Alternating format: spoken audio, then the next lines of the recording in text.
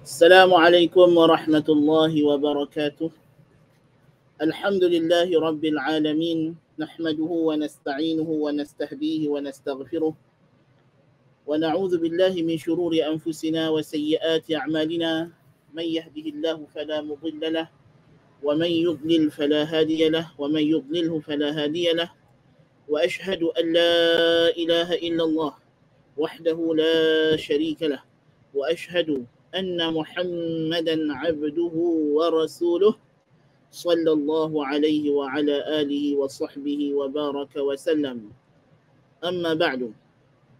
Hadirin hadirat yang dirahmati Allah Subhanahu wa taala. Pada pagi ini kita menyambung perbincangan kita dalam pengenalan kita terhadap amal qulub.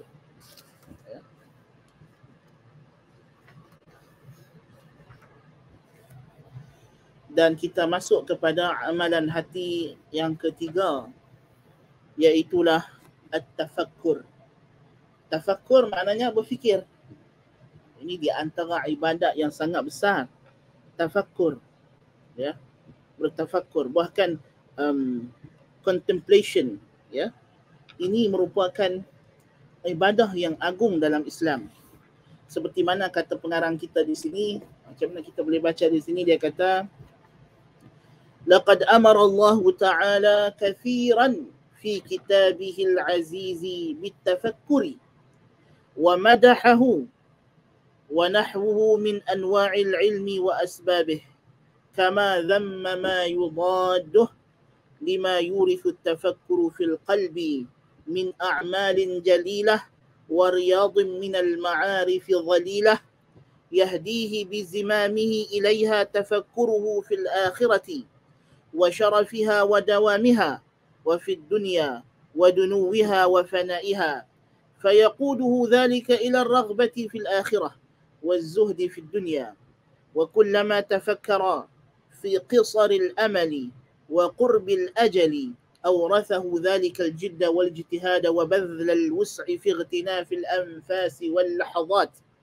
ومن شأن هذا النوع من التفكر أن يعلي همته ويحييها بعد موتها وسفولها. Allah Subhanahu wa taala telah memerintahkan begitu banyak sekali dalam kitabnya yang mulia untuk kita bertafakkur dan memujinya dan seumpamanya daripada pelbagai jenis ilmu dan sebab-sebabnya, sebagaimana Allah mencela benda yang berlawanan dengan tafakkur. Kerana tafakkur itu memberikan kepada jiwa kita ini, hati kita ini, amalan-amalan yang mulia. Tafakkur akan melahirkan, akan membawa kepada amalan-amalan hati yang mulia, amalan-amalan anggota badan yang mulia, yang dicintai oleh Allah Subhanahu wa taala, yang permulaannya, asasnya, mulanya adalah tafakkur, dengan berfikir, merenung ayat-ayat Allah Taala. Dan ia merupakan membawa kepada taman-taman pengetahuan, ya, yang membimbingnya kepada akhirat, mengenal akhirat, kemuliaan akhirat, keabadian akhirat, dan mengenal bahawa dunia ini tidak ada apa-apa dan sementara. Dengan kita berfikir, merenung kejadian alam ini, merenung ayat-ayat Allah Subhanahu wa taala, bertafakkur, dengan itulah kita akan lebih memahami dan menyingkap, ya, menyingkap hakikat sebenar dunia yang fana ini, dan akhirat itulah yang kekal abadi. Membawa kepada ia gemar kepada akhirat, zuhud daripada dunia. Dan setiap kali dia berfikir tentang pendeknya usia di dunia ini, maka menyebabkan kita akan bersungguh-sungguh melaksanakan ibadah kepada Allah Subhanahu wa taala. Jadi ini dari sudut kedudukan tafakkur, ya. Jadi sebab itu ini dimasukkan, misalnya letak amalan hati yang ketiga, kerana dia di antara amalan hati yang terawal. Kalau kita sebut yang pertama ialah tentang ikhlas, ya. Kemudian kita bincangkan, ya,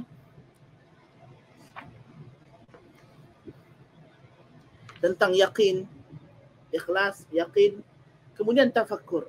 Dia seumpama satu bentuk tingkatan yang membawa kepada amalan-amalan yang lebih tinggi. Ikhlas itu memang tapak lantai. Yaqin itu adalah tiangnya. Tafakkur ini adalah dindingnya, binaan asasnya.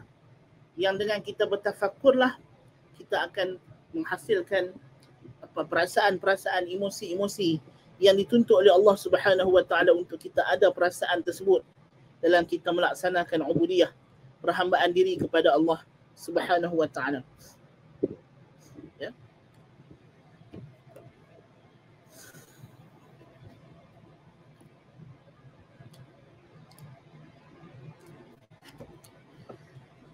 Apa makna tafakkur dan hakikatnya? At-tafakkuru fil lughah taraddudul qalbi fi syai'. يقال تفكر إذا ردد قلبه معتبرا والفكر هو التأمل وإعمال الخاطر في الشيء. Tafakkur ni dia kata ialah berulang alik satu perkara dalam benak pemikiran kita, dalam kalbu kita, dalam jantung hati kita ini ada benda yang kita duk, orang Melayu kata fikir lah. Tafakkur ni maksudnya fikir. Kan? Adapun dari istilah disebutkan tafakkur ini ialah taraddudul qalbi bin nazari wa tadabburi li talabil ma'ani. Berulang aliknya hati merenung dan merhatikan dengan mendalam akan satu perkara untuk mendapatkan makna di sebalik benda tersebut. Ini kita fikir ni maknanya apa makna fikir? Kita duk perhati bukan dengan mata tapi dengan mata jiwa, mata hati.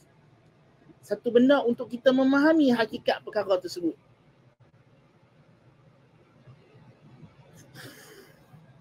Atau secara bahasa mudahnya kita kata tasarruful qalbi fi ma'anil asya' li idrakil matlub. Iaitulah pekerjaan hati dalam mencapai makna sesuatu perkara untuk mencapai benda yang dituntut, untuk mencapai satu kesimpulan. Untuk merenung satu perkara, akhirnya membuat kesimpulan. Ini makna, tapi tidak penting sangat takrif-takrif ni semua. Sebab tafakkur ini kita adalah amalan setiap manusia. Manusia yang berakal mesti berfikir. Dan bila kita berfikir, makna fikiran itu begitu jelas. Tidak perlu kepada definition.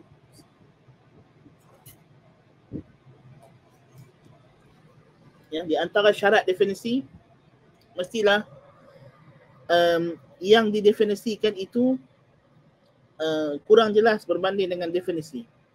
Kalau kita cuba nak mendefinisikan benda yang sudah jelas, dia akan menjadi semakin kabur. Jadi seeloknya kita faham makna fikir. Ya.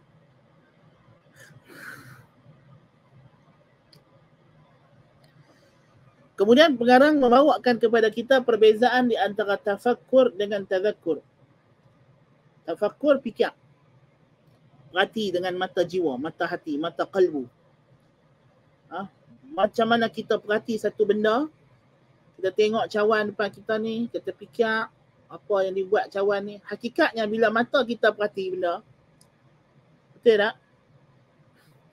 Maka benda itu akan disalurkan ke otak untuk menterjemahkan gambaran, picture. Tapi yang proses itu ialah pemikiran. Itulah dia pemikiran. Jadi bila kita duk perhati satu benda, kita duk tengok apa dia benda ni. Kita nak faham benda tersebut, kita duk baca buku, kita perhati perkataan-perkataan dalam buku ni. So yang interpret, amalan kita memahami itu ialah apa dia? Tafakkur. Itu adalah tafakkur. Ya, benda yang kita duk perhati depan mata kita, kemudian kita buat renungan. Ya, kita buat satu ta'ammul. Ya. Kita meditate, kita contemplate. Itu makna tafakkur. Di sana ada satu lagi amalan namanya tazakkur. Yang nak hampir sama dengan tafakkur. Tazakkur ialah mengingat. Tazakkur ialah mengingati. Ingat. Tapi apa beza tafakkur dengan tazakkur? Dia ada beza, dia kata. Yang pertama, tazakkur berkaitan dengan Allah Subhanahu wa taala, zat Allah taala. Kita ingat Allah, kita sebut subhanallah walhamdulillah wala ilaha illallah wallahu akbar. Kita ingat Allah itu maha suci, segala puji bagi Allah, Allah maha besar, tiada sembahan yang hak kecuali Allah. Kita ingat, kita mengingatkan diri kita tentang hakikat Allah taala, bahawa dia adalah Tuhan kita yang maha suci, maha agung, maha hebat, yang tidak ada sekutu baginya. Adapun tafakkur, seperti mana sabda Nabi SAW, tafakkaru fi khalqillah wala tafakkaru fillah. Fikirlah kamu tentang makhluk Allah, jangan fikir tentang Allah. So, fikir dia berkaitan dengan tanda-tanda, the signs of divine, tanda-tanda ketuhanan Allah Ta'ala. Fikir tentang makhluk. Kita perhati, ya, tengok ada binatang lintas depan kita, kita belah kucing, tengok kucing kita. Kan? Macam mana binatang yang macam ni, yang boleh jinak, boleh kenal tuan dia. Siapa yang cipta? Allah. Tafakkur membawa kepada tazakkur. Ya? Kita perhati pada makhluk, kita ingat Khaliq. Kita tengok makhluk, kita ingat Khaliq. Kita kaji makhluk, kita mengagumi Al-Khaliq Subhanahu wa ta'ala. Ya? Allah Ta'ala kata, الذين يذكرون الله قياما وقعودا وعلى جنوبهم ويتفكرون في خلق السماوات والأرض ربنا ما خلقت هذا باطلا سبحانك فقنا عذاب النار. الذين يذكرون الله, mereka yang mengingati Allah, tazakkur. Qiyaman, dalam setiap keadaan, berdiri, duduk, dalam keadaan berbaring mengiring. Yang salat berdiri, salat duduk kalau sakit, salat ala junubihim. Orang yang sentiasa mengerjakan salat, yang sentiasa ingat Allah Ta'ala. Ini ciri-ciri orang mukmin. Alladzina yadhkuruna Allah qiyama wa qu'uda wa ala junubihim. Yang mengingati Allah kadang berdiri, salat. Orang yang asal tak boleh berdiri, duduk. Tak boleh duduk, baring, miring. Kan? Selain daripada itu, apa dia? Wa yatafakkaruna fi khalqis samawati wal ard. Dan mereka berfikir tentang kejadian penciptaan langit dan bumi. Mereka melihat bagaimana kejadian alam ini bermula. Satu benda, manusia bermula daripada air mani, daripada sperma, bercantum dengan ovum, ya, berkembang menjadi manusia yang dulu asalnya tidak ada. Penciptaan di sisi Ahlussunnah wal Jamaah, seperti yang disebut oleh Syekh Islam bin Taimiyah, kita tidak ada isu antara masalah creation ex materia dengan ex nihilo. Kan? Pasal apa? Pasal hakikatnya ex materia itu adalah ex nihilo. Adanya bahan tidak bermakna, ya, sudah ada benda tersebut pada bahan. Hakikatnya masa kita buat kuih daripada tepung dan sebagainya, kuih belum wujud. Kuih hanya wujud setelah kita uli tepung apa semua, kita masak dalam oven baru jadi kuih. Ya, bukannya kuih itu ada dalam tepung. Jadi walillahil mathalul a'la. Bila Allah Ta'ala cipta manusia daripada min maniyyi yumna, air mani yang terpancar, kita belum ada dalam mani itu. Mani itu Tuhan ubah kita. Ubah daripada dia air mani menjadi janin, menjadi bayi, menjadi manusia yang dewasa. Jadi kita belum wujud. Diwujudkan oleh Allah Ta'ala daripada bahan-bahan. Baik. Pemerhati kejadian langit, kejadian bumi. Ya. Awan tadi kita tengok matahari cerah, tiba-tiba kuih gelap, hujan. Siapa yang mengatur kejadian alam ini? Ya. Tadi kita punya duk panas, duk bahang, tengok lagi petang. Main hujan, sejuk pula malam lagi. Subhanallah. Ya. Kejadian langit dan bumi, peristiwa-peristiwa al-hawadith yang berlaku dalam langit dan bumi ini. Kita fikir, kita renung. Ya. Tak perlu jadi saintis pun. Kalau saintis lebih mendalam lagi dia kaji. Tapi setiap manusia diberi kemampuan untuk berfikir tentang kejadian alam.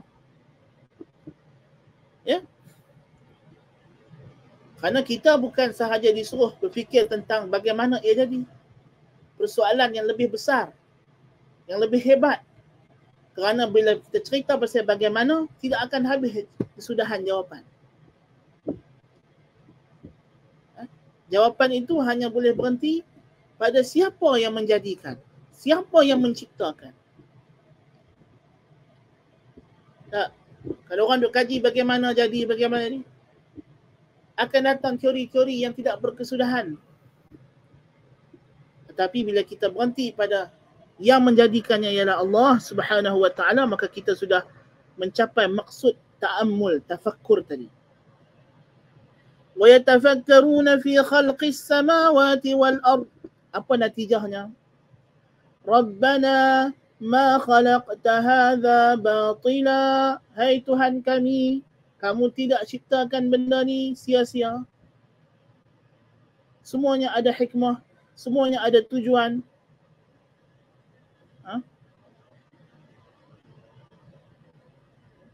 Semuanya ada matlamat, ya. Tidak ada sia-sia. Semuanya mesti akan balik kepada satu hari yang ditetapkan untuk diberikan balasan amalan.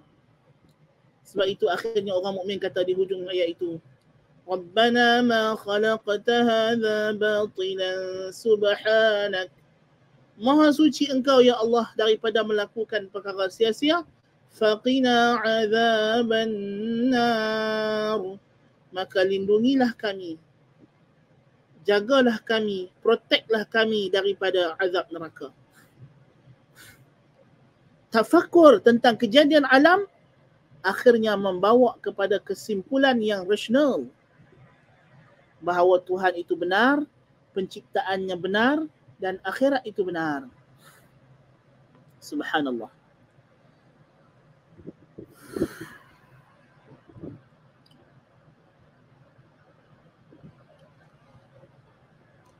Demikian juga kita sebut tadi, tazakkur, mengingati Allah adalah hasil, buah daripada tafakkur. Sebab itu Tuhan kata, alladzina yadhkuruna Allah qiyaman wa qu'udan wa yatafakkaruna fi khalqis samawati rabbana ma khalaqta hadza batila. Rabbana ma khalaqta hadza batila, ni balik kepada tazakkur balik.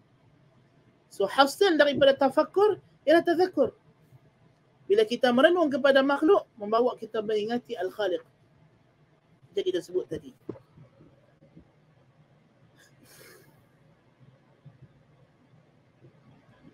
Kata Ibn Qayyim rahimahullah, ولهذا كانت آيات الله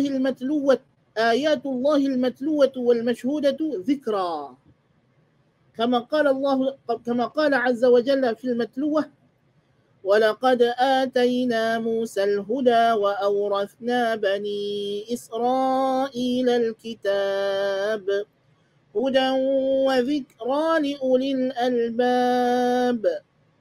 Oleh sebab itulah ayat-ayat Allah yang dibaca dan direnung. Ayat Allah ni kita bahagi kepada al-ayat al-matluwah, ayat yang dibaca, ataupun kita panggil kitabullahil mastur, kitab Allah yang tertulis, dengan al-ayat al-mashhudah, tanda-tanda Allah yang disaksikan, ataupun kita sebut sebagai kitabullahil manzur, kitab Allah yang dilihat. Disebut juga dengan, dan kitabullahil manzur ini ataupun al-ayat al-mashhudah ini terbahagi kepada al-ayat al-nafsiyah dan al-ayat al-ufuqiyah, tanda pada diri kita dan pada sekeliling kita, alam sekeliling kita. Sanurihim ayatina fil afaqi wa fi anfusihim hatta yatabayyana lahum annahu al-haqq. Semuanya adalah zikra. Semuanya adalah peringatan yang mengingatkan kita kepada Allah. Seperti mana kata Allah tentang ayat yang dibaca, dan telah kami berikan kepada Musa petunjuk dan kami wariskan kepada Bani Israel itu Alkitab. Hudan wa zikra li ulil albab. Petunjuk dan peringatan bagi mereka yang ada lubuk jiwa. Ulil albab. Yang ada lubbul qalb. Lubuk hati. Orang lain kata lubuk hati. Kerana di lubuk hati itulah jantung kita ni, nanti kita akan bahas. Nanti insyaAllah bila sampai pada tempatnya nanti, kita akan ataupun habis part ni, kita akan baca perkataan Syekh Malik Badri tentang contemplation ni, bagaimana sebenarnya jantung ini, kalbu ini bukan sahaja tempat untuk pam darah, tapi dia juga adalah fungsi dia berfikir. Jantung ni yang mengawal akal, otak. Ya. Satu ulama Islam kata jantung dengan akal ni dia ada connection. Dan macam kita dah bincang sebelum ni.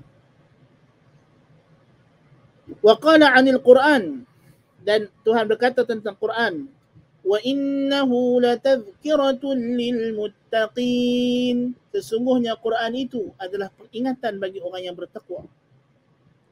Wa ammal ayatul masyhudah, adapun ayat-ayat yang disaksikan, kata Allah, afalam yanzuru ila as-sama'i fawqahum kayfa banaynaha wa zayyannaha wa ma laha min furuj wal arda madadnaha wa alqayna fiha rawasiya wa ambatna fiha min kulli zawjin bahij tabsiratan wa dhikra likulli 'abdin munib.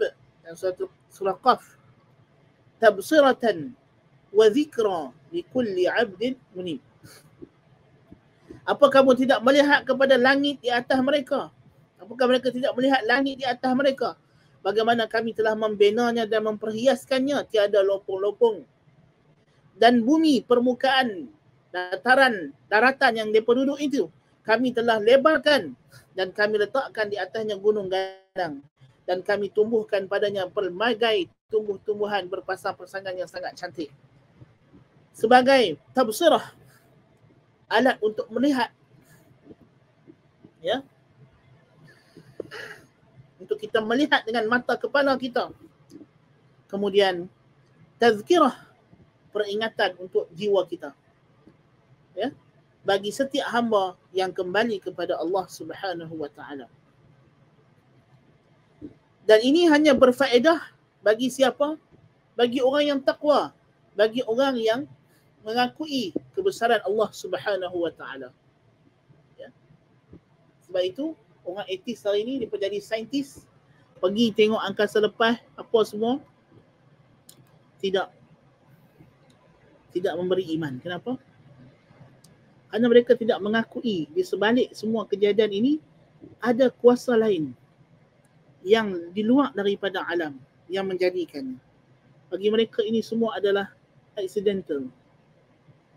Hanyalah kebetulan. Ya. Hanyalah coincidental, kebetulan, sudfah. Jadi secara evolusi yang buta, yang tidak ada tujuan, yang zalim, yang ganas, ya, yang tidak tahu apa-apa. Segala keteraturan alam ini terhasil daripada kejahilan. Pelik. Tapi itulah hakikat. Ya. Sehingga kan bagi mereka kebolehupayaan manusia untuk berfikir, emosi, ini semua hanyalah serpihan daripada evolusi. Jadi kalau ada serpihan evolusi, macam mana dia pun nak yakin? Itulah, kesian. Ya. Walaupun benda tu berlawanan dengan akal yang sihat. Ya.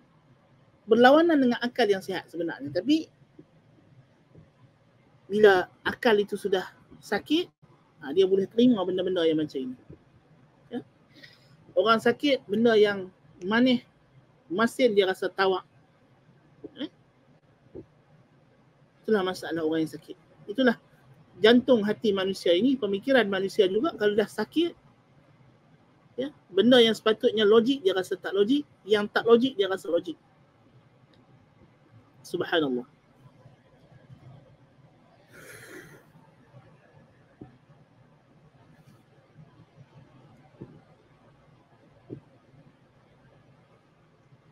Demikian juga Allah Ta'ala kata, وَكَمْ أَهْلَكْنَا قَبْلَهُمْ مِنْ قَرْنٍ هُمْ أَشَدُّ مِنْهُمْ بَطْشًا فَنَقَّبُوا فِي الْبِلَادِ هَلْ مِنْ مَحِيصٍ إِنَّ فِي ذَلِكَ لَذِكْرَى لِمَنْ كَانَ لَهُ قَلْبٌ أَوْ أَلْقَى السَّمْعَ وَهُوَ شَهِيدٌ. Apa banyak telah kami musnahkan sebelum mereka daripada kurun-kurun yang lebih kuat daripada mereka yang menebuk bumi. Adakah mereka dapat lari? Umat-umat manusia lebih hebat, lebih dahsyat daripada umat manusia ada zaman now ni. Dari segi kekuatan, kehebatan, keupayaan, kita nak buat rumah, kita pergi tebuk, kita kekah bukit, gunung, ambil batu. Ya. Qaum Thamud, Qaum 'Ad, tak ada kekah-kekahnya. Bukit gunung itu dia perketuk buat jadi rumah. Punya hebat. Dahsyat, subhanallah. Ya. Lebih hebat, lebih kuat, lebih gagah perkasa, tapi dimusnahkan oleh Allah Ta'ala. Tapi Tuhan kata, inna fi dhalika la ayatan. Sesungguhnya, inna fi dhalika la dhikra. Ini semua adalah peringatan. Bagi siapa? Liman kana lahu qalb. Bagi siapa yang ada lubuk jiwa. Siapa yang ada akal. Aw alqas sam'a. Atau yang memberikan pendengaran. Mendengar ayat-ayat Allah yang dibaca. Merenung ayat-ayat Allah yang dapat dilihat. Wa huwa syahid. Dan dia menyaksikan. Dia menyaksikan kejadian itu. Memerhatikan kejadian alam. Menyaksikan kebesaran Allah Ta'ala. Kalau tidak, tak ada faedah. Sebab itu dikatakan manusia itu ada 3 jenis. Rajulun qalbuhu mayyit. Manusia yang hatinya mati.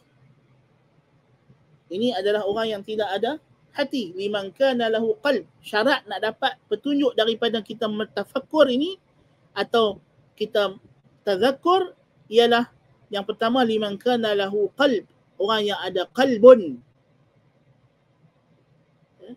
Qalbun kalau berhenti berdengup, badan mati. Keluar roh. Tetapi ada juga badan masih bernyawa. Jantung masih berdegup, hanya mengempam darah, tapi another function. Ya, suka nak baca di sini. Elok kita bacalah. Ya. Nak bagi tahu kata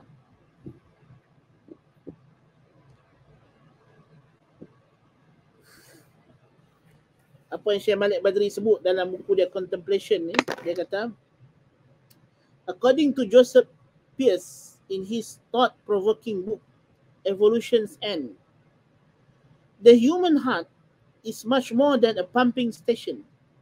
It is the organ that alerts the brain to carry out appropriate responses. Neurotransmitters, which play an important role in the functioning of the brain, have been found in the heart. He says, action in the heart precedes the actions of both body and mind, and brain, body and brain. We know now that the heart controls and governs the brain action through hormonal, transmitter, and possibly finer quantum energies of communication. Ya. Jadi penemuan yang dibuat oleh seorang pengkaji ni, orang putih ni, walaupun kita orang Islam dah lama Nabi habaq dah. Kan? Ala inna fil jasadi mudghah idza salahat salahal jasadu kulluhu idza fasadat fasadal jasadu kulluhu ala wa hiyal qalb. Kan? Nabi dah habaq lama dah. Ada orang putih baru jumpa. Kan? Dia kata apa? Action in the heart precedes the actions of both body and brain. Rupanya tindakan di jantung itu lebih awal mendahului badan dan otak. Sekarang kita tahu dia kata bahawa jantung mengawal dan mentadbir otak menerusi hormon, transmitter, dan boleh jadi dia kata find the quantum energies of communication. Tapi dia tak tahu hakikat tu macam mana. Tapi dia kata yang penting sebenarnya benda tu mula daripada jantung.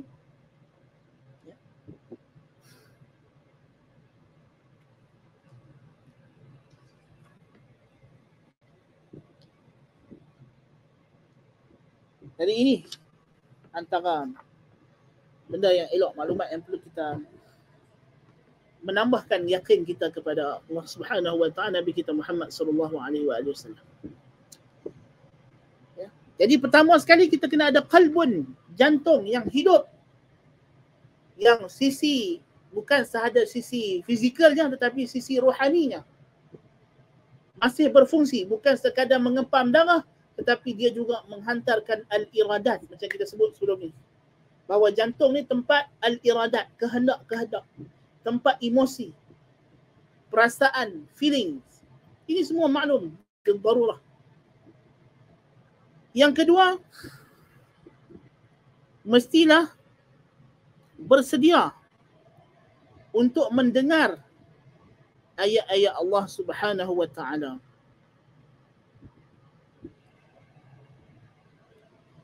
Kalau dia ada jantung yang hidup tapi dia tidak memberikan perhatian dan pendengaran kepada ayat-ayat Allah, tak jadi juga. Liman kana lahu qalbun aw alqa sam'a, atau memberikan pendengaran, dia mencampakkan pendengarannya. Ya, mencampakkan pendengarannya. Pendengaran ni adalah panca indera yang sangat penting. Ya. Yang tak dengar ni orang mati.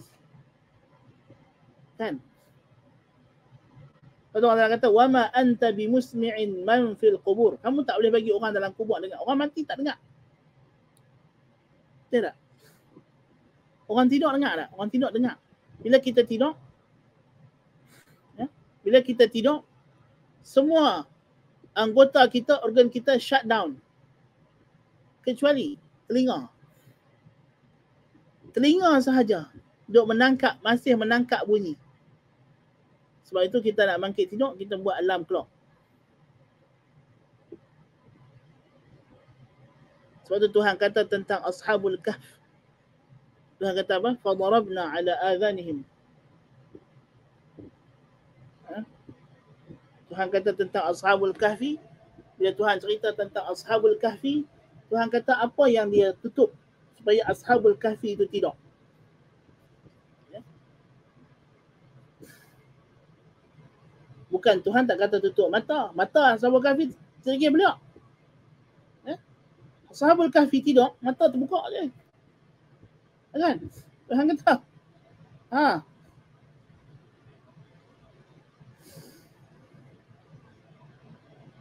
Tapi Tuhan kata fadarabna ala adhanihim fil kahfi sinina adada. Kami tutup pendengaran mereka. Kami tutup pendengaran mereka dalam gua bertahun-tahun namanya Tuhan. Tuhan tak kata tutup mata.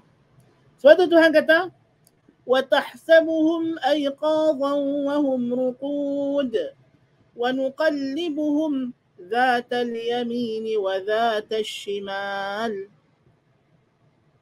Kamu kalau kamu tengok Ashabul Kahfi, kamu ingat dia jaga pasal mata dia pun terkikir.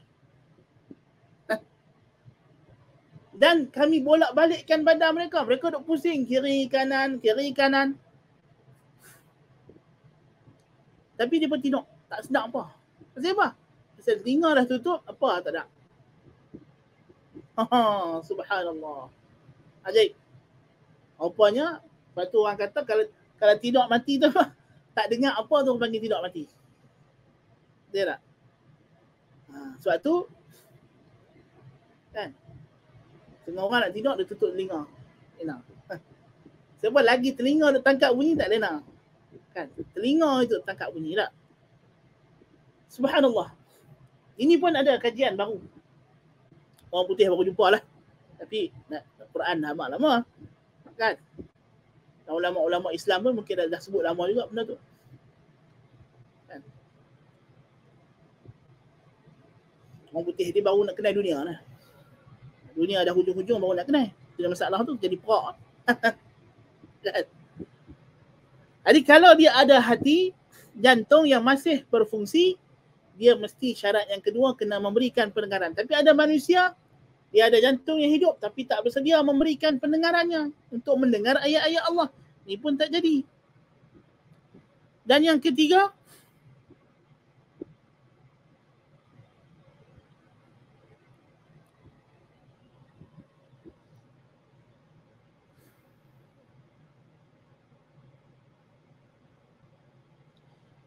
ataupun dia memberikan pendengaran tetapi pemikirannya tidak bersama. Ini juga masalah. Betul tak? Kita dalam kelas tu dengar cikgu cakap tapi tak beri perhatian. Apa tak beri perhatian? Kita dah fikir benda lain. Tak khusyuk dalam sembahyang. Sembahyang kita tahu dalam sembahyang. Kan tak khusyuk tu bukan makna sampai tak ingat apa. Kalau sembahyang sampai tak ingat apa, sampai pergi ambil kopi minum, tu memang tak ada khusyuk langsung, tu memang batal dalam sembahyang. Lepas tu ulama bahas, khusyuk ni wajib ke sunat dalam sembahyang? Kita kata khusyuk ni ada dua derajat. Asalnya dan kamalnya. Asal khusyuk iaitu hadir hati kita, sedap kata kita dalam sembahyang. Secara asas. Yang ni wajib lah. Kalau sampai yang tu pun tak sedap, batal dalam sembahyang. Tapi khusyuk yang memang betul-betul hadir sampai dah tak ingat keliling dunia, hanya fokus kepada salat, yang ini mustahabbah, sunat muakkadah. Sunat muakkadah. Ya, dan inilah yang akan menjamin pahala penuh salat. Dan dengan berkurangnya kamalul khusyuk itu, berkurangnya pahala salat setiap orang. Walaupun salat sebelah-sebelah tapi pahala lain-lain. Allahu akbar. Allahul musta'an. Jadi orang yang manusia jenis kedua, dia ada pendengaran atau dia tidak mendengar, atau dia mendengar tapi tidak syahid. Dia tidak menyaksikan dengan mata jiwanya, tidak mengambil indah, tidak hadir, tidak merenung kebesaran ayat-ayat Allah Ta'ala, tidak masuk ke lubuk jantungnya. Yang ni tak jadi juga. Jadi manusia yang bermanfaat tu apa? Mesti ada qalbun hayy. Ya? Ada hati yang hidup. Wa sam'un musghin, pendengaran yang mendengar. Wa basiratun syahidah, mata hati yang menyaksikan, yang melihat. Ya? Bukan sekadar dengar tapi tak bagi perhatian, untuk buat benda lain. Ya. Orang yang ada tiga-tiga ni sahajalah yang bermanfaat dengan ayat-ayat Allah Subhanahu wa taala. Liman kana lahu qalbun aw alqa as-sam'a wa huwa shahid. Itu. Golongan yang pertama seperti orang buta yang tidak nampak. Golongan yang kedua, orang yang nampak tapi duk kelih ke lain. Ya. Golongan yang ketiga, orang yang betul-betul fokus perhati. Maka orang yang perhati itulah yang akan nampak dan faham dan tafakkur. Sebab itu Allah Ta'ala kata tabsiratan wa dhikra. Tabsirah, melihat, sebagai penglihatan yang menampakkan dan peringatan. Ya.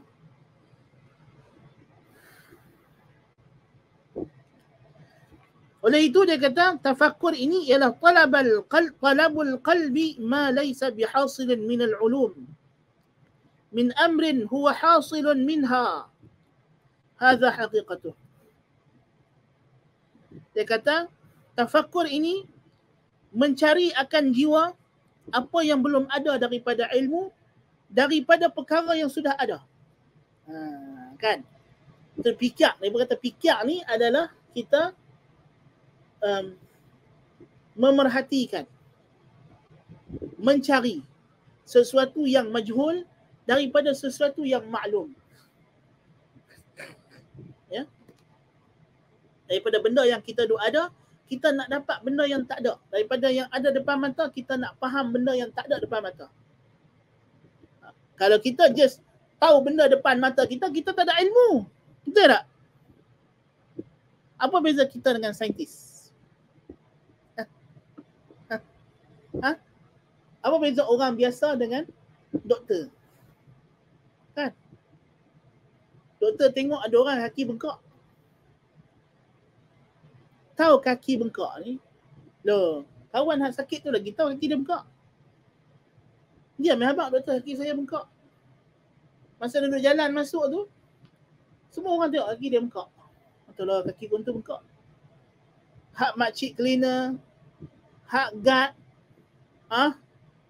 kawan hak tak kerti baca, tak kerti tulis, hak bukan bangsa dia, yang tak kerti bahasa dia pun tahu kata kaki dia bengkak. Semua orang tengok tahu kaki bengkak. Tapi apa beza dalam hospital ni, hak ramai orang tahu kata kaki pakcik ni bengkak dengan doktor. Kalau sekadar tahu kaki pakcik ni bengkak, maka dia doktor. Oh, semua orang doktor dalam hospital tu. Daripada jaga trafik depan, sampailah tukang hak kelui orang panggil masuk jumpa doktor tu. Tak ada beza, semua doktor. Tetapi yang membezakan doktor dengan orang lain, doktor dia tengok kaki bengkak, dia tahu apa sakit. Oh, dia kata pakcik ni tengok kaki bengkak ni. Ini ada beberapa kemungkinan, dia kata. Sama ada pakcik ni sakit, ada masalah buah pinggang ke, jantung ke. Kan? Dia pun terus hantar buat test. Dia boleh membuat spekulasi, andaian. Dia boleh menghadkan hipotesis. That is the man, the doctor. Okay? Daripada benda hak duk nampak, dia buat kesimpulan apa yang kita belum tahu. Dia anggarkan. Betul tak? Okay. Jadi ini yang kata ilmu. Ada ilmu. Bukan apa yang ada di sini. Ya. Jadi ilmu itu ialah mengetahui, berdalilkan dengan apa yang nampak untuk mencapai apa yang tidak nampak. Berdalilkan dengan apa yang hadir untuk mencapai apa yang tidak hadir. Itulah ilmu. Tidak? فإنه لو لم يكن ثم مراد يكون موردا للفكر استحال الفكر لأن الفكر بغير متعلق متفكر فيه محال وتلك المواد هي الأمور الحاصلة ولو كان المطلوب بها حاصلة عنده لن تفكر فيه فإذا عرف هذا فالمتفكر ينتقل من المقدمات والمبادئ التي عنده إلى المطلوب الذي يريده فإذا ظفر به وتحصل تذكر به فالتذكر إذن هو مقصود التفكر وثمرته فإذا تذكر عاد بتذكره على تفكره فاستخرج ما لم يكن حصلا عنده فهو دائما سائر بين العلم والإرادة. Qayyim kata, fikir kalau tak ada benda kita nak fikir, tak boleh fikir. Mesti ada benda. Sebab itu setiap ilmu manusia ni bermula daripada mahsusat. Daripada benda yang boleh dicapai daripada panca indera. Mesti ada bahan, mawad, maudhu' dia. Ya? Kita tidak berfikir melainkan bila kita ada experience, pengalaman dengan satu benda yang kita sentuh, yang kita cium baunya, yang kita dengar bunyinya, yang kita rasa dengan lidah kita. Daripada situ kita akan membuat kesimpulan. Ya? Kita boleh faham apa yang tidak ada pada kita. Orang kata kat kita, saya lapar. Macam mana kita faham lapar? Pasal kita pernah lapar. Walaupun masa dia cakap kita saya lapar itu, kita tengah kenyang. Dan orang yang lapar, dia tahu apa itu kenyang. Pasal apa? Pasal dia bisa rasa kenyang juga. Kan? Kita tengok orang muka dalam keadaan seperti kita, dia marah. Macam kita tahu dia marah? Marah itu perasaan, dalaman. Yang ada pada diri dia. Saya kita tahu dia marah. Pasal kita juga pernah marah. Kan? Kita juga pernah marah. Jadi kita tahu marah. Yeah. We have the inner experience. Kan, experience ni ada outer experience dengan inner experience. Pengalaman luar dan pengalaman dalaman. Al-ihsasul batini wal ihsasul al-zahiri. Emosi, sentuhan, hiduan, pendengaran, penglihatan, rasa, sentuh, di semua ini panca indera, dalaman dan luaran ni dia merasai benda yang ada di keliling dia. Dengan itu dia boleh mencapai apa yang tidak ada. Betul Nabi kata nikmat syurga itu inna fil jannati ma la 'ainun ra'at wa la udhunun sami'at wa la khatara 'ala qalbi bashar. Dalam syurga tu ada benda yang tak pernah dilihat oleh mata, tak pernah dengar telinga, tak pernah terlintas di pemikiran, benak pemikiran. Sebab tu nikmat syurga ni lebih luas daripada apa yang Tuhan cerita dalam Quran. Yang Tuhan cerita dalam Quran tu ialah apa yang kita dah pernah experience, kita boleh faham. Tapi ada lagi nikmat-nikmat yang kita tak boleh nak capai. Nabi SAW, Nabi tengok Sidratul Muntaha. Nabi tengok Jibril. Nabi tak boleh nak cerita. Nabi kata ada warna-warna. Pasal apa? Warna yang Nabi tengok dekat Sidratul Muntaha tu tak ada dalam dunia ni. Orang perempuan pun tak boleh tahu. Tidak? Orang perempuan expert dalam warna Tuhan bagi. Kan? Sehalus-halus nipis beza warnanya dia boleh beza. Kan? Ya. Tapi tak ada warna yang Nabi tengok di Sidratul Muntaha tu tak ada dalam dunia. Kalau Nabi habaq kat Aisyah pun tak boleh faham juga. Pasal kita hanya boleh faham benda yang kita biasa experience. Kan? Nabi tengok Jibril. Begitu indah, cantik, tak ada nak describe Jibril. Kalau ini makhluk Tuhan, apatah lagi Tuhan. Tuhan laisa kamitslihi syai'. Walam yakul lahu kufuwan ahad. Hal ta'lamu lahu samiyya. Fala tadribu lillahi al-amthal. Tuhan tidak boleh kita nak faham hakikat, kaifiat sifat dia. Ya? Sampai bila-bila. Ya? Kalau kita tengok Tuhan pun kita hanya idrak sebahagian kaifiat. Bukan hakikat kaifiat itu. Ya?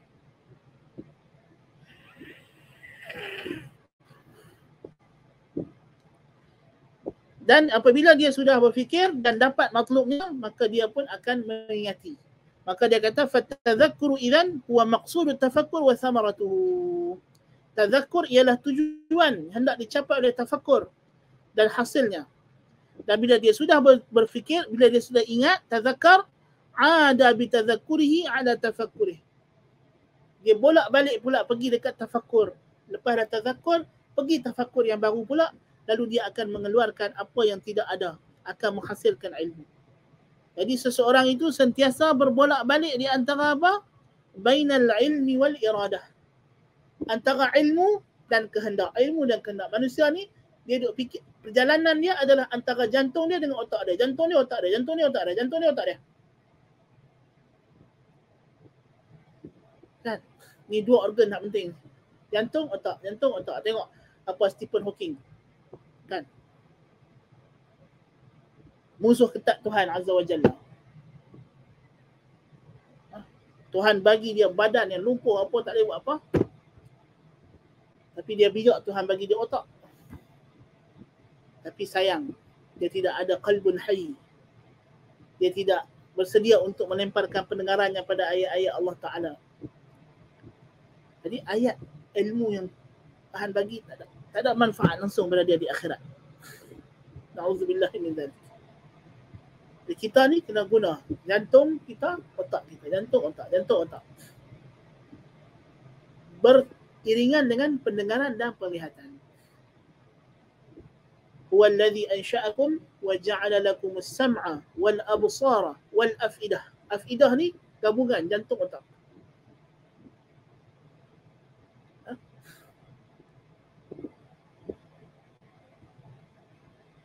Itu yang penting.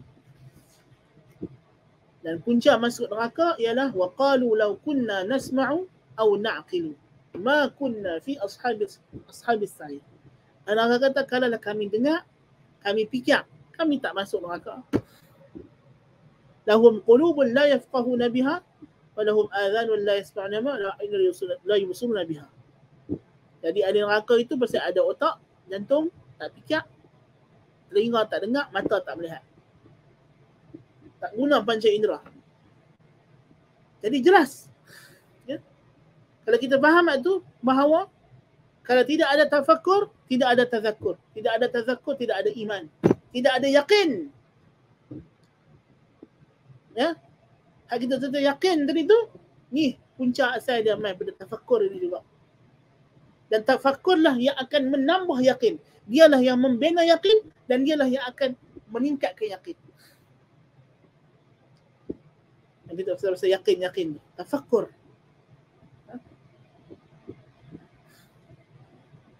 Kalau kita sebut, di antara sebab yakin yang kita dah bincang dulu ialah dia kata, ialah tafakkur. Betul tak? Yang sebab kelima. At-tafakkuru fil adillati allati tusilu ilal yaqin. Dan kita akan bahaskan tafakkur ini. Inilah dia kita bahas permulaannya. Ya?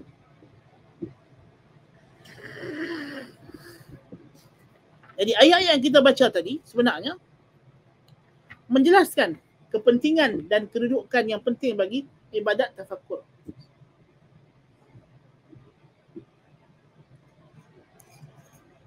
Tafakkur tak sama dengan meditation. Kita baca dari perkataan Syekh Malik Badri. Dia kata contemplation as an Islamic form of worship may at first be viewed within the sphere of the recent interest of Western psychology in meditation procedures and the ability to bring about altered states of consciousness. However, although Islamic contemplation can achieve the relaxing benefits of meditation, as we shall see later, it differs from all the other forms of meditative procedures which are derived from Eastern religions, in that its main objective is both more cognitive and intellectual. In Islamic contemplation, altered states of consciousness are not an end in themselves, as the goal is a deeper, insightful knowledge of God as the creator and sustainer of the universe.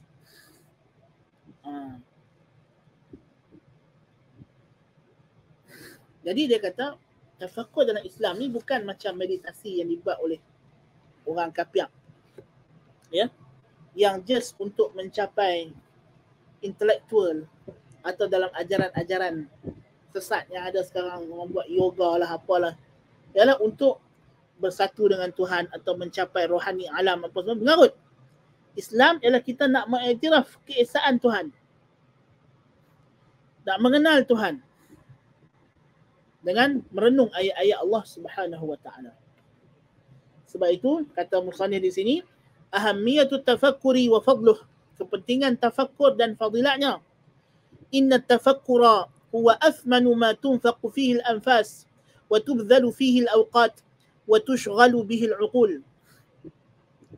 Berfikir itu ialah yang paling berharga, benda yang paling mahal yang diinfakkan padanya jiwa, nafas kita, dan dicurahkan baginya waktu, dan disibukkan dengannya akal.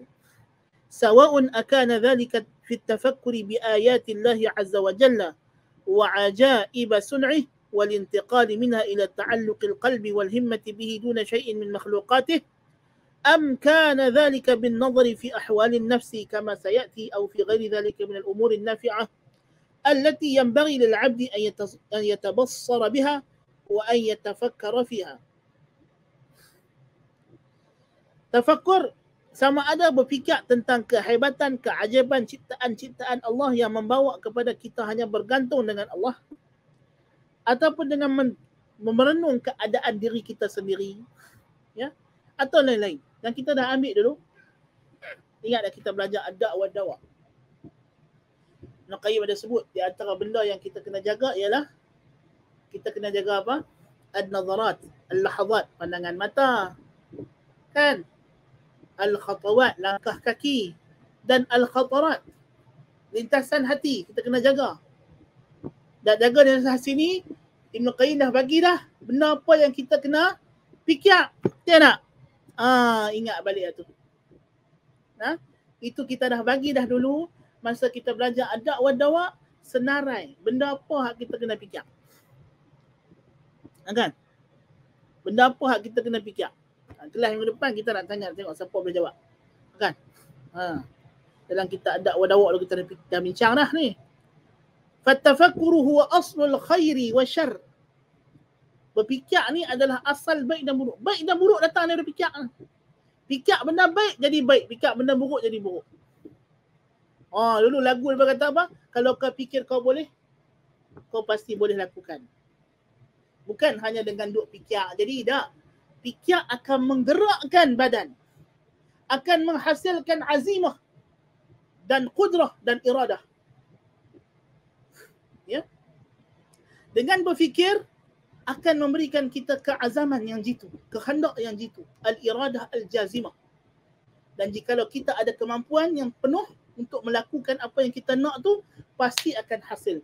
Sebab setiap kejadian kalau berhimpun padanya al-iradatul jazimah, kehendak yang jitu, dan al-qudratul tammah, kemampuan yang penuh, pasti jadi. Benda hak tak jadi tu mesti kurang salah satu. Sama ada kehendak tak jitu atau kemampuan yang lemah. Tu je.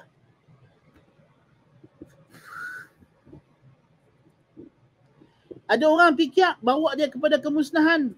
Ada orang fikir bawa dia kepada kejayaan dan keselamatan. Kerana pemikiran itu mabda'ul iradati wa talab, punca kepada kehendak dan tuntutan. Wa mabda'uz zuhud, dan dia juga punca kepada zuhud. Bila kita merenung dunia, merenung akhirat, mengenal hakikat dunia, hakikat akhirat, kita akan zuhud. Wa mabda'ul hubbi wal bughd, punca cinta dan benci. Tak? Kalau kita fikir keburukan orang, kita akan benci dia. Kalau kita fikir kebaikannya, kita akan cinta dia. Kalau kita bagikan keadilan di antara dua ini, kebaikan dan kita akan berlaku adil dan insaf pada dia. Wal insanu innama ya'malu 'adatan ba'da an yu'mila fikrah. Manusia itu kebiasaannya hanya akan bertindak setelah berfikir. Tidak.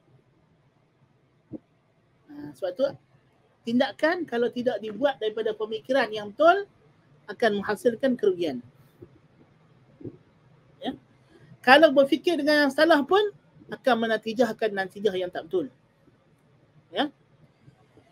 Sebab itu kata Ibn Uyainah, al-fikratu nurun tudkhiluhu qalbak. Fikrah, pemikiran itu cahaya yang kau masuk dalam jiwa. Pastikan kita masuk itu cahaya, bukannya kegelapan. Ya. Kata Amir bin Abdul Qais, sami'tu ghaira wahidin wala ithnain wala thalatha min ashabin Nabi sallallahu alaihi wasallam yaqul inna dhiya'al iman aw nural iman at-tafakkur. Kata Amir bin Abdul Qais, orang tabi'in, dia kata aku mendengar bukan seorang, bukan dua, bukan tiga, ramai sahabat-sahabat Nabi yang aku berguru dengan mereka kata inna dhiya'al iman, sesungguhnya cahaya iman itu at-tafakkur, ialah berfikir. Lantera iman ialah berfikir. Dan dikatakan kepada Ibrahim ibn Adham, ulama tasawuf besar, Ahlussunnah wal Jamaah, innaka tutilul fikrah. Dia kata kamu ni banyak fikir. Faqala al-fikratu mukhul aqli. Fikrah itu, berfikir itu ialah otaknya akal. Kalau akal, kalau tak fikir nak jadi apa? Ya? Manusia ni hayawanun natiq, binatang yang kehidupan being, bukan binatang, haiwan ni ialah, maksud haiwan ialah soul. Ya? Animal ni maksudnya benda yang berjiwa, yang bernyawa. Ya? Faham tak? Itu pada animal. Ya? Being, kehidupan, benda yang bercakap. Bercakap ni dia ada kaitan dengan fikir.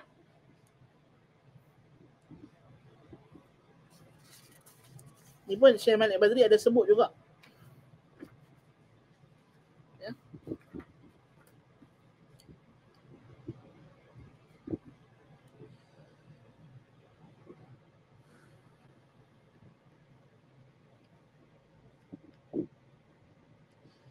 Lepas tu dia kata di sini, language is not only a human being's means of address and communication, but also the basic system used in thinking.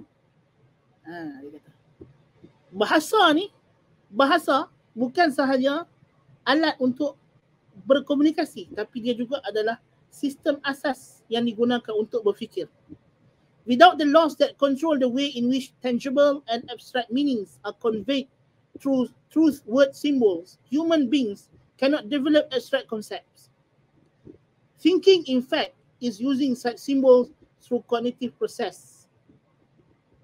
Lepas tu dia kata, the characteristics of the language spoken by a certain group of people to be the factor that denoted how they think and how they visualize the realities they live.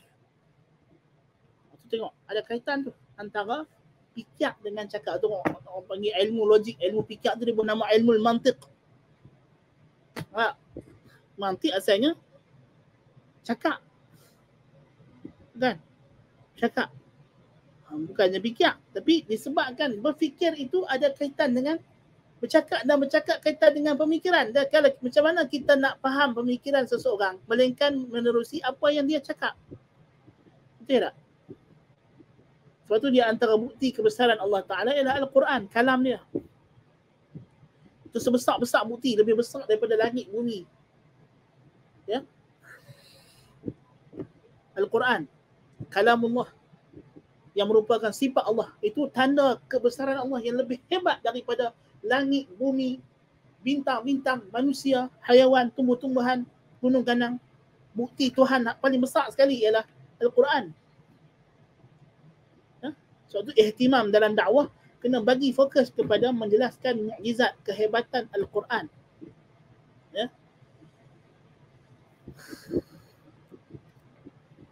Abu Darda kata apa radhiyallahu anhu? Abu Darda kata, tafakkuru sa'ah khairun min qiyami lailah. Berfikir sejenak lebih baik daripada berjaga sepanjang malam untuk salat. Betul? Kata Nabi SAW, kehebatan Nabi SAW, salat malam Nabi himpunkan qiyam dan tafakkur. So tu bila bangkit tahajud, yang disuruh baca ialah apa? Inna fi khalqis samawati wal ard, alladhina yadhkuruna Allah qiyaman wa qu'udan wa yatafakkaruna fi khalqis sama wa ala junubihim wa yatafakkaruna fi khalqis samawati wal ard. Rabbana ma khalaqta hadha batilan subhanaka faqina azaban nar. Sunat kita baca ayat tu tadi. Betul tak? Bila kita bangkit tahajud jaga malam, baca ayat, Nabi baca ayat tu dulu. Kan? Dan Nabi bila dia semayang malam, semayang tahajud, Aisyah kata Nabi baca surah tu dia lebih panjang daripada bilangan dia. Baca dengan begitu tertil, tadabbur makna ayat, diulang-ulang. Ya, berhenti pada setiap ayat. Kalau ayat tu ada bentuk azab, minta lindung azab dengan Allah. Kalau ayat tu rahmat, minta rahmat kepada Allah. So qiyam Nabi SAW, qiyam yang menghimpunkan ibadat badan dan ibadat jiwa. Itu qiyam Nabi SAW. Qiyam yang ada ruhnya. Kata Ibnu Abbas radhiyallahu anhuma, rak'atani muqtasidatani fi tafakkurin khairun min qiyami lailah wal qalbu sahih. 2 rakaat hak didirikan dengan penuh tafakkur lebih baik daripada berdiri sepanjang malam semayang tapi tak ada apa. Uthman bin Affan berdiri semayang malam witir 1 rakaat, baca Quran sampai habis. Dengan tafakkur, tadabbur. Walaupun rakaatnya sedikit, tapi rakaat yang sedikit itu jika dilaksanakan dengan penuh. Lepas tu Aisyah kata, fala tasal an husnihinna wa tulihinna. Apa jangan tanya macam mana eloknya semayang Nabi, panjangnya semayang Nabi. Walaupun Nabi semayang 11 rakaat, 13 rakaat, tapi panjang. Sahabat sampai berlari-lari takut tak dan makan sok. Kan? Subhanallah. Jadi itu, ya.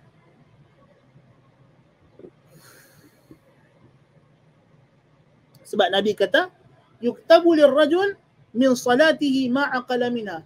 yang diberi pahala kepada seseorang itu daripada salatnya apa yang dia hayati, apa yang dia faham, apa yang dia tafakkur dan tazakkur daripada salatnya, itu sahaja yang dapat pahala. Walaupun dia sujud rukuk banyak, tapi kalau yang dia tazakkur dan dia tafakkur tu hanya sekadar satu rakaat dah pahala dia. Kan? Kata Muhammad ibn Ka'ab al-Qurazi, "Di an aqra'a fi layla hatta usbih idza zulzilatil ardu zilzalaha wal qari'ah la azidu 'alayhima aw ataraddadu fihima wa atafakkaru ahabbu ilayya min an ahuzza al-Qur'ana hadza aw qala anthurahu nathra." Muhammad ibn Ka'ab tabi'in kata, ulama besar tabi'in ni kata, kalau aku baca dalam satu salat malam, daripada maksudnya sembahyang malam sampai subuh aku sembahyang, aku hanya baca idza zulzilatil ardu zilzalaha dengan wal qari'atu mal qari'ah. Dua surah ni saja. Aku baca surah pendek tapi aku tafakkur, tadabbur ulang-ulang dua surah ni untuk membangkitkan rasa takut kepada hari akhirat. Lebih aku sukai daripada aku baca Quran banyak tapi tak ada apa. Ini kita lah ni dah luar pada Ramadan dah. Tak ada dah nak cerita baca Quran berapa kali khatam semua tu Ramadan. Tahun depan pula insya-Allah taala kita minta kepada Allah membalighna Ramadan.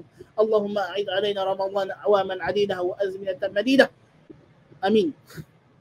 Tapi sekarang ni kita di luar Ramadan, yang dituntut daripada Quran ialah tadabbur, tafakkur, tazakkur. Ya. Inilah masanya nak baca Quran dengan tadabbur. Kalau itu masa bulan Ramadan kalut sangat duk bincang. Baca Quran banyak ke bagus. Ramadan cerita lain. Ramadan memang kita disuruh banyak baca Quran. Ini sekarang masanya untuk you bincang macam mana kita nak baca Quran dengan tadabbur. Ni sekarang bulan Zulqa'dah ni. Daripada Syawal hari tu dah lepas bulan dah. Patutnya duk bincang dah. Kan? Baik. Dan tak lama lagi nak masuk Ayyamul Ashr, 10 hari yang paling afdal di sisi Allah Ta'ala. Tak lama lagi dah. Kata Umar bin Abdul Aziz, al-fikrah fi ni'amillahi afdalul ibadah. Berfikir tentang nikmat-nikmat Allah ini ibadat yang paling afdal. Kata Ibnu Qayyim rahimahullah, ini kerana pemikiran adalah amalan hati dan ibadah amalan anggota badan. Hati lebih mulia daripada anggota badan, maka amalan hati lebih mulia daripada amalan anggota badan.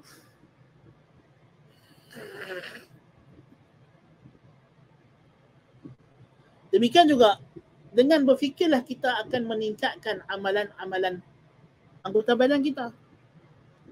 Kalau tidak, kerana kita fikir tentang nikmat yang Tuhan bagi, dengan kita fikir tentang nikmat itulah yang akan melahirkan syukur. Dan syukur itulah yang membawa kita bertambah ibadat. Sebab itu bila Nabi SAW salat sampai bengkak-bengkak kaki. Aisyah kata, ya Rasulullah, apakah kamu sudah diampunkan dosa dulu dan akan datang? Apa jawab Nabi? Afala akunu abdan syakura. Maka jika demikian, tidak patutkah aku menjadi hamba yang bersyukur? Disebabkan Nabi merenung nikmat Allah kepadanya. Nabi sanggup solat begitu lama. Pasal apa? Itu membawa kepada syukur, dan syukur membawa kita bersungguh-sungguh dalam ibadat. Okay. Sebab tu para Nabi, ibadat mereka adalah ibadat syukur. I'malu ala Dawuda syukra. Tuhan kata, bekerjalah wahai keluarga Daud sebagai syukur. Ini beribadatlah sebagai tanda syukur kepada Allah. Orang yang bersyukur makin kuat ibadatnya, makin hebat ibadatnya. Yang membezakan orang yang syukur dengan orang yang kufur adalah kuantiti dan kualiti ibadat. Ibadat yang berkualiti dengan kuantiti yang banyak. Semakin banyak kuantiti ibadat yang berkualiti, maka semakin tinggilah syukur seseorang kepada Tuhannya. Aqulu qawli hadha wa astaghfirullahal azim li wa lakum. Subhanakallahumma bihamdika asyhadu an la ilaha illa anta astaghfiruka wa atubu ilaik. Wa sallallahu ala nabiyyina Muhammad wa ala alihi wa sahbihi wa baraka sallam. Assalamu alaikum warahmatullahi wabarakatuh.